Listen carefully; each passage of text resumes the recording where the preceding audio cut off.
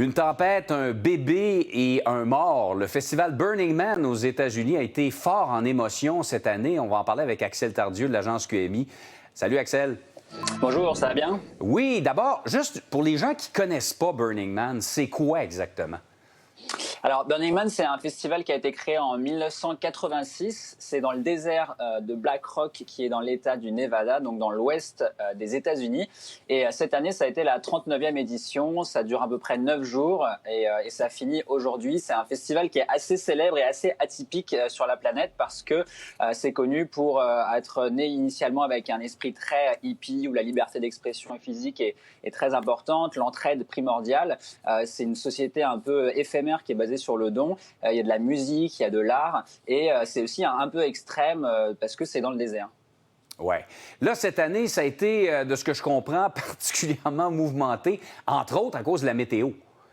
Alors la météo, oui, déjà ça a commencé un peu mal parce que le premier jour, le 24 août, il y a eu une tempête de vent, il y a eu des rafales de vent jusqu'à 80 km/h et ça a blessé même 4 personnes. Ça a tout refait, les gens venaient d'arriver, c'était le premier jour des festivaliers, donc comme vous le voyez sur les images, les gens s'installent et ça prend des heures déjà d'arriver là-bas et en fait ils s'installent et là il y a une tempête de vent qui commence à tout pousser, à tout refaire, donc ils ont dû recommencer leur campement et ça a commencé déjà comme ça. Mais après, il y a eu une femme qui a accouché, ça c'était mercredi, dans la salle de bain de son véhicule récréatif. Et donc, elle a donné naissance à son premier enfant. C'était une petite fille qui est en bonne santé pour l'instant, mais ils ont mis à peu près 2 heures, plus de 2 heures pour aller dans un hôpital pour vérifier ensuite que tout allait bien. Et puis ça a fini aussi d'une manière assez tragique malheureusement.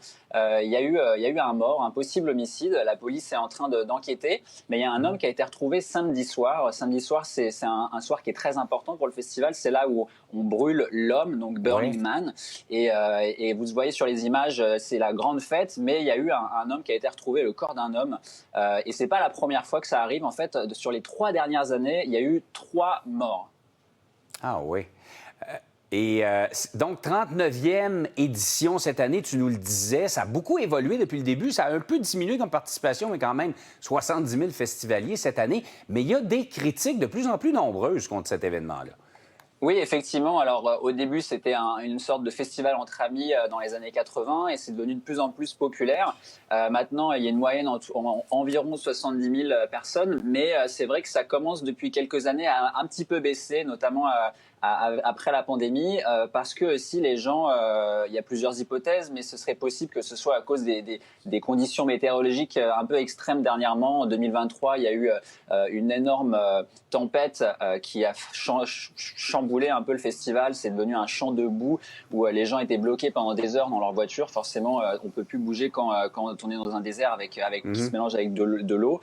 Il y a eu aussi des gens qui commencent à se dire qu'on a perdu un peu l'esprit Burning Man où on vit dans la simplicité parce qu'il y a de plus en plus de millionnaires, voire de milliardaires de la Silicon Valley qui sont arrivés. Il y a des influenceurs, il y a Instagram qui est arrivé, les réseaux sociaux qui se sont invités là-dedans.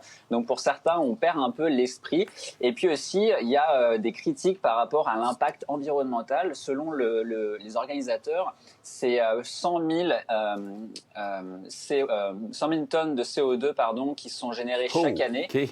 Et ça fait beaucoup. C'est l'équivalent de 22 000 voitures sur une année. Et donc, il y a des gens qui disent, en fait, toutes ces personnes qui viennent du monde entier, qui vont faire un peu une sorte de pèlerinage, ça gâche un peu tout. Mais ça n'empêche pas qu'il y a des gens qui adorent. Et en fait, d'ailleurs, j'ai parlé à un Québécois qui s'appelle Marco Lheureux, vous pouvez l'entendre, il adore, c'est son pèlerinage.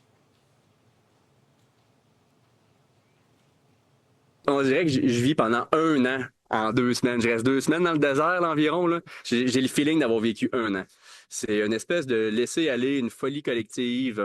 C'est ici que je me sens bien, que j'aime ça, puis que ça me recharge mes batteries pour passer le reste de l'année. Hey, c'est un phénomène, hein?